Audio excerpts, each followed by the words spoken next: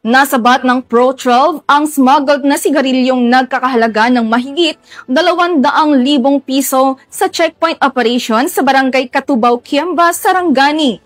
Tinutukan niya ni Patrolwoman Resalie Umalay.